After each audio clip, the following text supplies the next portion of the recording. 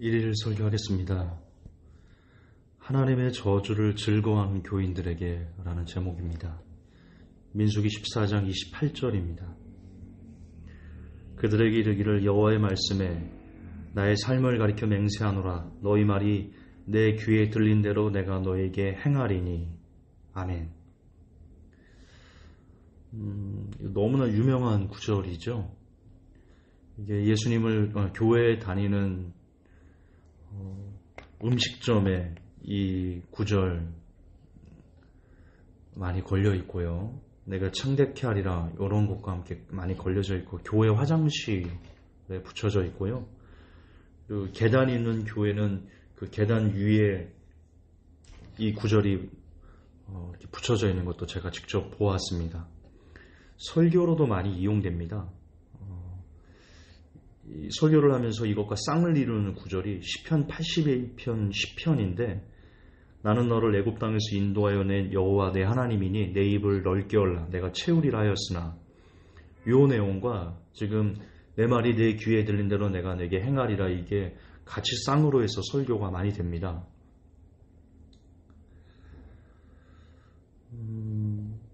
그러니까 그 설교를, 이걸 갖고 설교를 그렇게 하는 겁니다. 지금 입을 크게 열라고 그랬지, 그리고 내 말이 내 귀에 들린 대로 행한다고 그랬으니까 입으로 그렇게 시인하고 믿고 그러면 원하는 것을 얻을 수 있을 거야.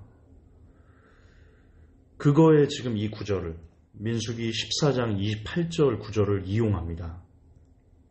인용합니다. 근데 여러분, 만약 그걸 그대로 아멘하는 이가 계셨다면, 그런 교인이 계셨다면, 만약 왜 교회에 이 문구가 걸려있지? 라는 의문이 들지 않으신다면, 그러면 지금 그분은, 그런 의문이 안 드시는 분들은 죄송하지만 성경을 전혀 읽지 않고 있다. 그리고 성경을 읽지 않고 있다는 것은 하나님과 깊은 관계에 있지 않은 아주 위험한 영의 상태를 가지고 계시다 라고 말씀드릴 수 있을 것 같습니다. 여러분, 성경은 책이지요. 책은 글인데, 글은 하나의 문장이 끝이 아닙니다. 문장과 문장이 이어진 것이 글인데요. 저 구절이 어떻게 해서 나왔습니까? 지금 한 구절만 딱 떼면 여호와의 말씀에 나의 삶을 가리켜 맹세하노라. 너희 말이 내 귀에 들린 대로 내가 너에게 행하리니. 이것만 갖고 그냥 들이대고, 자 봐라, 하나님께서 이렇게 내 귀에 들린 대로 행한다고 그랬잖아. 그러니까 입을 크게 벌려서 원하는 것을 하나님께 요구해야지. 그렇게 말하면 큰일 나는 겁니다. 이 구절은. 이 여러분, 민수기 13장부터 이어지는 내용인데요. 이게 저 내용입니다. 12정탐꾼을 각 지파에서 대표를 뽑았잖아요. 그리고는 가나안 땅을 탐지하라고 보냅니다. 그래서 40일 동안 이 12명의 대표들이 가나안 땅을 이렇게 두루두루 돌아보고, 그리고 거기서 나는 열매, 포도송이를 따서 작게 깨서 서로 이렇게 두 명이 어깨에 메고 가지고 옵니다. 그러면서 정말 그곳은 젖과 꿀이 흐르는 그런 땅이었습니다. 그런데 그곳에 안악자손이 있고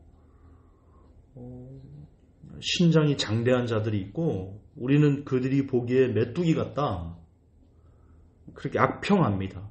그리고 그 악평을 듣고는 백성들이 막 울부짖고 막 난리 부르스를 칩니다. 네가 우리를 모세 보고 우리를 애굽에서 죽이지 않고 여기서 죽이려고 데려왔냐부터 해서 별의별 얘기를 다 하면서, 그리고는 심지어 돌로 모세를 쳐서 죽이려고까지 했습니다. 그러는 와중에 이 내용이 나옵니다. 민수기 14장 28절이 그러는 와중에 나오는 겁니다. 27절, 28절, 29절만 보면 지금 이 28절을 교회에 걸어놓는다는 게 얼마나 수치스러운 일인지, 진짜 있어서는 안 되는 일인지를 우리가 알 수 있거든요. 민수기 14장 27절부터 읽어볼까요? 나를 원망하는 이 약한 회중을 내가 어느 때까지 참으랴. 이스라엘 자손이 나를 향하여 원망하는 바 그 원망하는 말을 내가 들었노라. 원망하는 말을 내가 들었노라. 그들에게 이르기를 여호와의 말씀에 나의 삶을 가리켜 맹세하노라. 너희 말이 내 귀에 들린 대로. 너희 말이 뭐예요 여기서? 원망하는 말이 내 귀에 들린 대로, 하나님의 귀에 들린 대로 하나님께서 너희에게, 원망하는 너희에게 그렇게 행하리라. 그러면서 29절에 너희 시체가 이 광야에 엎드려질 것이라. 너희 20세 이상으로 계수함을 받은 자, 곧 나를 원망하는 자의 전부가 여분네 아들 갈렙과 눈의 아들 여호수아 외에는 내가 맹세하여 너희로 거하게 하리라 한 땅에 결단코 들어가지 못하리라. 너희 시체가 이 광야에 엎드려질 것이라. 너희 자녀들은 너희의 패역한 죄를 지고 너희 시체가 광야에서 소멸되기까지 40년을 광야에서 유리하는 자가 되리라. 아, 주여, 하나님이 저주하시는 거잖아요.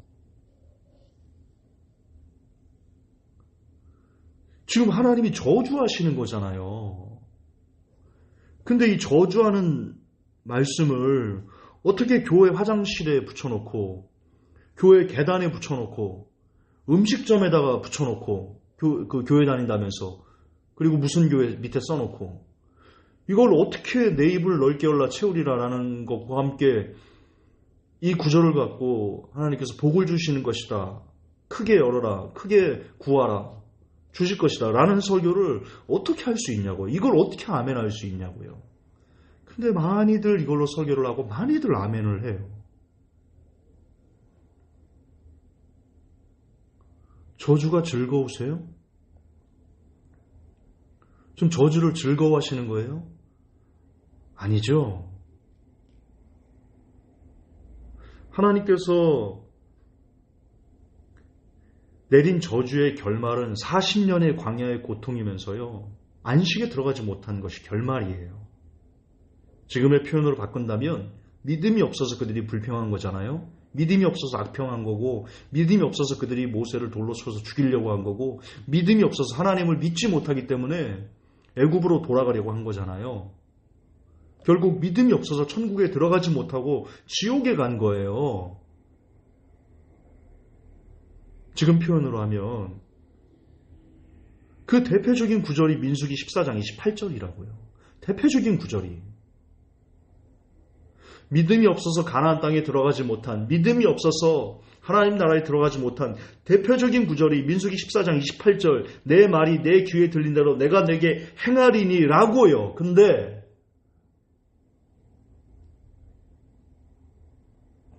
그거를 교회에서 아무렇지도 않게, 이제 연말이 되면 예전에 교회에서 그런 거 성경 뽑기 막 이런 거 하거든요.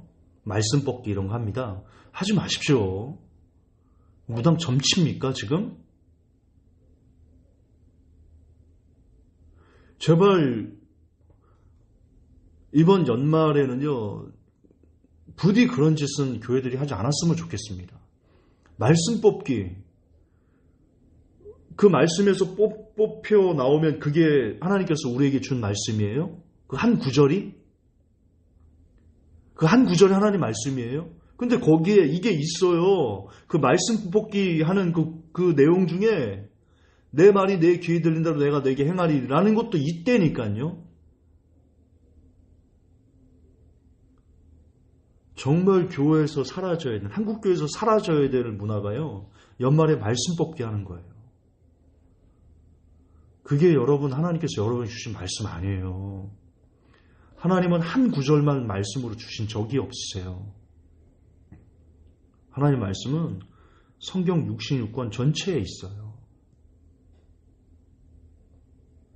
어쨌든 그런 무서운 민수기 14장 28절 같은 무서운 저주의 말을 버젓이 교회에 걸어놓고 성도들에게 암송하게 하고, 이게 경각심을 주기 위해서가 아니라 복을 받아서 원하는 것을 얻으라는 용도로 성도들에게 암송하게 하고, 그렇게 설교하는 목회자 본인들이 얼마나 성경을 안 읽고 있으며 그 안에 있는 교인들도 얼마나 성경을 안 읽고 그냥 교회라는 건물만 왔다 갔다 하는지를 단적으로 알 수 있게 해주는 그런 대표적인 구절입니다.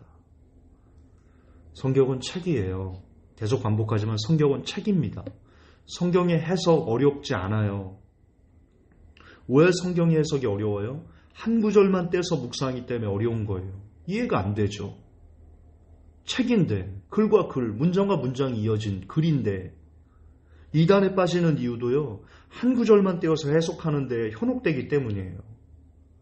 성경을 통으로 전체적으로 안 보는 사람들이 이단에 빠져요. 대체적으로 그래요. 성경은 어렵지 않아요. 누구나 구원에 이를 수 있도록 하나님께서 풀어놓으셨기 때문에요. 성경은요, 많이 못 배운 분들, 학식이 짧은 사람도 얼마든지 성경을 통해서 구원에 이르는 믿음을 가질 수 있어요. 그만큼 쉽게 되어 있어요. 그런데 어렵게 해석되는 이유는 구절 전체에서 한 구절을 해석하면 되게 쉬운데 그 어떤 책보다도 쉽게 해석될 수 있는데 그러지 않고 한 구절만, 어떤 구절만 딱딱 떼가지고 그것만 묵상하니까 도무지 하나님의 뜻을 발견을 하지 못하는 겁니다. 숲 전체를 보면서 나무를 봐야 되는데 나무만 보고 숲이 이렇게 생겼다라고 상상하거나 비유하거나 유추하는 어리석은 성경 해석법이 바로 지금처럼 한 구절만 떼서 해석하는 겁니다. 성경은 그렇게 해석하면 너무나 많은 왜곡과 오류가 나타납니다. 한 번 구원, 영원한 구원도요, 한 구절만 떼서 해석했기 때문에 나왔던 거고요. 한 구절만 집중해서 과장했기 때문에 나온 신학적인 오류입니다. 신사도도 거기서 나왔고요. 번영신학도 거기서 나왔고요. 목사제일주의도 거기서 나왔고요. 지금 한국교회가 행하고 있는 여러 가지 비성경적인 내용들이 거의 99.9% 한 구절만 떼서 해석하거나 과장해서 해석하기 때문에 나타나는 현상들입니다. 오류들입니다. 오늘날 한국교회를 좀먹는 사상들이 거의 전부 다 한 구절만 떼서 해석하고 있기 때문에 나온 오류들이다. 정말 명심하셨으면 좋겠습니다. 부디 성경을 보실 때 아무리 한 구절이 여러분의 가슴을 때린다 할지라도 그 구절에 매립되시면 안 됩니다. 거기서 나오셔서 성경은 글이기 때문에 앞뒤 전후좌우 문맥 전체를 다 통으로 보는 그런 훈련을 하시고요. 그 전체를 통해서 하나님의 뜻이 무엇인가를 파악해내는, 성경 이렇게 써놓으신 이유가 무엇인가를 해석하면 여러분 모두 다 설교자가 될 수 있습니다. 신학교 안 나와도 설교자 될 수 있습니다. 그렇게만 성경을 읽을 줄 안다면, 그렇게만 성경을 읽어버릇한다면 말입니다. 성경 어려운 책 아닙니다. 아주 쉽고 아주 유익하고 아주 재밌고 그리고 우리의 영혼을 풍성하게 하는 글입니다. 성경은 글이에요. 글의 의미는 무조건 문맥을 통해서 파악해야 됩니다. 구절이 아니고요. 잊지 마시고 부디 하나님의 저주를 즐거워하는 그런 어리석은 교인들이 되지 않기를 예수님의 이름으로 권면드립니다. 하나님, 민수기 14장 28절의 저주의 말씀을 우리가 오해하고 있습니다. 한 구절만 떼어서 해석하는 안타까움 때문에 오류가 오류를 낳고 있습니다. 하나님, 깨닫게 하여 주시고 바르게 보게 하시고 성경이 책이라는 거, 글이라는 거 다시 한번 깨달아서 성경 전체에서 하나님의 뜻을 발견하려고 그렇게 몸부림치는 제가 그리고 이 메시지를 듣는 모든 사람들이 되게 도와주시옵소서. 우리 구주 예수님 이름 받들어 기도합니다. 아멘.